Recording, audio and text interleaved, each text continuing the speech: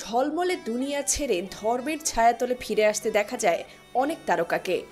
সেই তালিকায় যুক্ত হলেন আলোচিত শিশু শিল্পী সিমরিন লুবাবা। একসময় নানা কারণে সংবাদের শিরোনাম ছিলেন লুবাবা। নেটিজেনদের কাছে কখনো তিনি হাসির খোরাক হয়েছেন, কখনো সমালোচনার শিকার। তবে বয়সের বিষয়টি বিবেচনায় এনে শেষ পর্যন্ত অনেকেই তাকে নিয়ে সমালোচনা থেকে সরে আসেন। অনেকদিন ধরেই তিনি নিজেকে ইসলামের পথে পরিচালনা করছেন।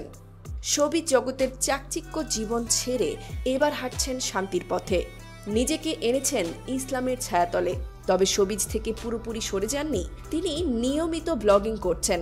ফুড ব্লগিং, ট্যুর ব্লগিং এর পাশাপাশি ইসলামিক ফ্যাশন ইনফ্লুয়েন্সার হিসেবেও পরিচিতি পাচ্ছেন। নেটিজেনদের কাছে তার এই পরিবর্তন প্রশংসিত হয়েছে।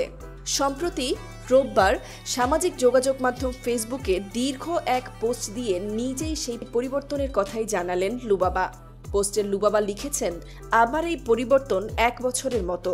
আমি অনেক ভিডিওতে বলেছি, দিস চেঞ্জ জাস্ট ফর আল্লাহ, লোক দেখানো না।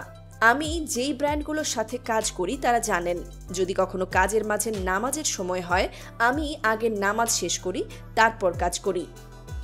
আব্দুল কাদেরের নাতনি, দাদার অনুপ্রেরণায় খুব ছোট বয়সেই শোবিজে পা রাখেন ছোট্ট লুবাবা। সেই থেকে শিশু শিল্পী হিসেবে তার ব্যাপক পরিচিতি।